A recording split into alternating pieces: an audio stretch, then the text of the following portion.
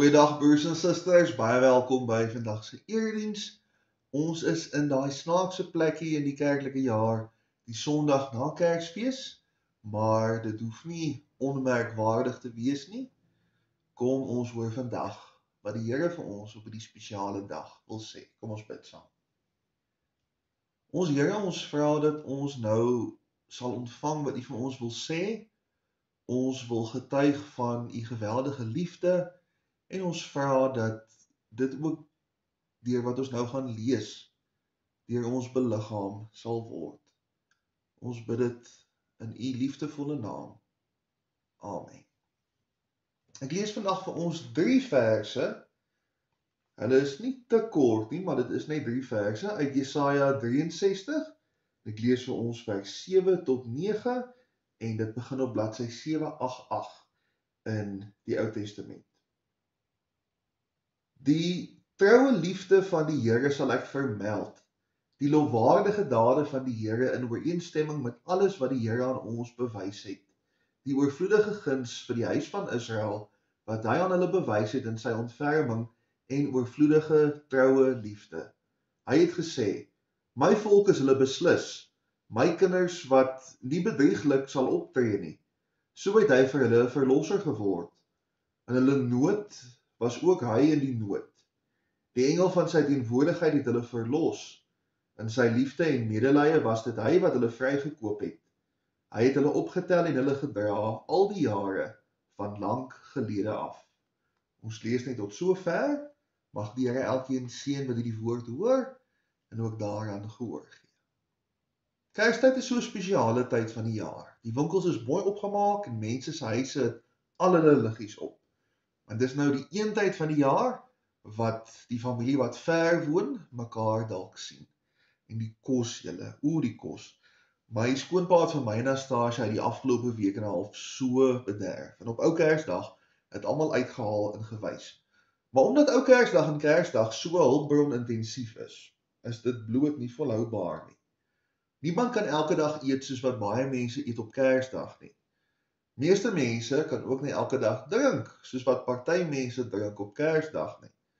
Ons kan nie elke dag afvat nie en die rede hoekom dit hartseer is dat Kersseisoen dan 'n 2 of 3 dag geleentheid word. Elke huis het verskillende tradisies, ja, maar dit word beperk tot 2 of 3 dae. Ons werk die dag tot voor ou Kersdag en dan die 27ste val ons weer in. Van die boere val al op die vakansiedag na Kersfees in. En die 3 lantuintjies rondom Kersfees is verseker lekker. Ek en Anastasia het ons neefie en niggetjie na 'n Kersfees dorpie toe gevat in een van die sentrums. En die personeel was elfies. Ons het op Kersvader se slee gery en ons het ons eie Kersversierings gemaak. En dis baie lekker en dis baie mooi, maar niks hiervan is waaroor Kersfees gaan nie. Ons vier die implikasie van God wat by ons kom woon en ons jubel oor die verlossing wat Jesus uiteindelik die mens bied.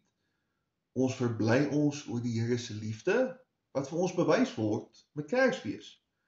En 'n mens het beslis meer as 3 dae nodig hiervoor. Dis hoekom ons in die kerk Kerstyd het en nie net Kersdag nie. Nou sê dit 'n bietjie vir die bemarkers. Ons word gedruk om van Kersdag hierdie extravaganza te maak. En as mense extravaganza het, wat gebeur nadat die vertoning klaar is? Die ligte en die klank, die kostuums word weggesit. Kersfees was nou lekker, nou gaan ons aan met ons gewone lewe van voor Advent. Die skuld wat baie mense aangaan vir Kersdag, dis nog daar, maar dis dit. So eerder as wat die dankbaarheid en hoop ons involg die nuwe jaar in, is dit irritasie. Januarie is 'n lang maand. Dis 'n lang maand, want ons voel ons moet die grootste Kersdag ooit hê. Die seisoen het 'n dag geword, en na die een dag, dan val alles plat. Die na-Kersfees afplatting is werklik. Maar in vergelyking met Jesaja, is dit 'n probleem vir die eerste wêreld. Kom ons gaan loer hoe lyk 'n regte wind uit die seile probleem. Jesaja het te doen met 3 bewegings in die boek, uit 3 verskillende eras. In die eerste Jesaja beloof die profeet Jesaja oordeel en herstel aan Israel. In 2 Jesaja, eeue later, dan is Juda in die ballingskap. In 3 Jesaja hoofstuk 56 tot 66, waar ons nou is, handel oor die tyd na die ballingskap. Babylonië, wat lê waar Irak vandag min of meer is, kom uit die noorde en vee Juda plat. Jerusalem word oorwin en almal behalwe die werkersklas word ontvoer. Dit was die ballingskap en dit was treurig. Dit het vir 70 jaar lank aangehou.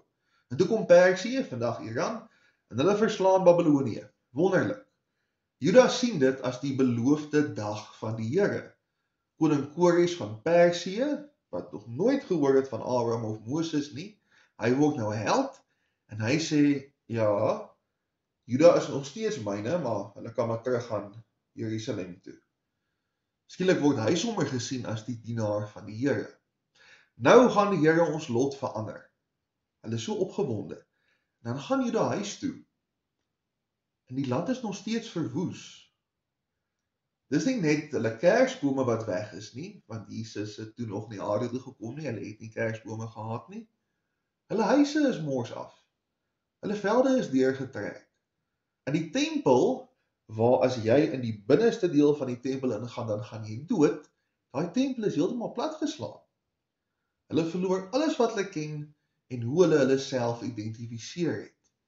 So slegs soos wat die grensoorlog en die Tweede Wêreldoorlog was, ons land self was nog veilig gewees. Die laaste keer wat Suid-Afrika so afgebrand was 1903, en dis meer as 'n eeu gelede.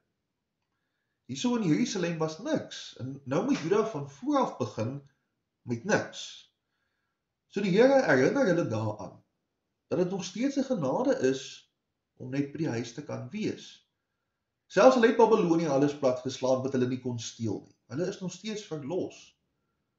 Toe ek nog in die voorbereidingsskool was, en ek sê vir my ma, ek is verveeld in die vakansie, dan vra sy vir my, wil jy nou terug aan skool toe? Nee, ek wil nie, ma. Nou wees bly, jy het nog 'n paar dae oor. Dis in 'n groter mate wat hier aangaan. Want daar is verliese en dit is groot, maar dit is nog steeds beter as die alternatief. Dit is dieselfde storie met Israel in die woestyn. Moses, ons moes liewer in Egipte slawe gebly het. Nie regtig nie, nee. Die Here het ingegryp en verlossing gegee, selfs al is daar nou uitdagings. Die olifant in die kamer is nou om net die Here vir onsself te wil hou. Juda het hulle bevryding verstaan as God wat met Juda se vyande afreken. En dis lankal nie meer hoe die wêreld werk nie of hoe die kerk werk nie. In die tyd van die jaar kan jy soveel cricket kyk soos wat jy wil. En dit voel vir my die arme Proteas, mans en dames, werk die heel vakansie. Nou toe ek op skool was, het ons altyd gebid vir beserings en vir goeie sportgees. Maar af en toe sal iemand bid dat ons moet wen. Dit los ons met 'n teologiese probleem. 2 cricketspanne glo in 'n gelyke mate in Jesus. 2 kapteine van die spanne bid dat hulle die wedstryd moet wen. Nou na wie verwag ons dan moet die Here luister? Dis omdat God nie net die God is van NG Gemeente Victoria Wes nie. God is nie net die Karoo God nie. Jesus is koning oor die ganse skepping, al God se kinders, en almal van ons ontvang God se liefde. Iemand is nie meer God se vyand net omdat hulle my vyand is nie. Maar terselfdertyd is God tog ook ons God. Dis nie ons en die Here teen die res van die wêreld nie, maar die Here is nie teen ons nie, die Here is ook vir ons. As ons die na-Kerstyd afplatting ingaan met hierdie wete, dan bly kindskap by God nog steeds 'n voorreg. Ja, ons omgewing lyk dalk nie soos 'n week van tevore nie. Vreemdelinge wens ons nie meer 'n geseënde Kersfees toe nie. Daar's nie meer so baie liggies in die buurte nie. Maar dis ook nie die einde van die wêreld nie. Ons het nie Kersfees liggies nodig om te weet God is vir ons geweldig lief nie. Ons het nie traaifel nodig om te weet Jesus gee ons lewe betekenis en hoop nie.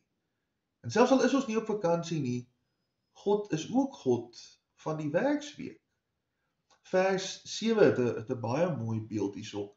Dit praat van God se ontferming oor Israel. Maar in Hebreëus is die woord ontferming soos die woord vir baarmoeder. So dis nie net die Here se hand wat op ons rus nie. Ons is omring, omsingel en omvou deur God. As ek my gesin gekry het, dan sou mense hulle Kersfeesvierings opgehou het nog tot by lydenstyd. Dis eers wanneer Kersfees en Epifanietyd verby is. Maar onthou tog, veral hierdie week en volgende week, ons aanbid nie die Kersboom nie. Ons aanbid vir Jesus wat ons daardeur vier. Hy is hier om te bly en die ongelooflike teenwoordigheid van sy Gees is elke liewe dag by ons. Of daar nou versierings is of nie. Amen. Ons Here Jesus, ons is in so 'n geweldige bevoorregte posisie dat U ons kinders van die Skepper maak en dat U deur U Gees gekies het om op aarde te bly, om in ons en by ons te wees. Here, ons weet die 10de Januarie is dalk nooit so feestelik soos die 25ste Desember nie. Maar ons vra dat dit nie ons entoesiasme en ons opwinding vir U sal demp nie. Dankie dat ons opnuut kan vier, ja, U is ons Here. U is God by ons. Maar U is ook môre en elke dag van Desember en Januarie en die res van die jaar net so by ons. Amen.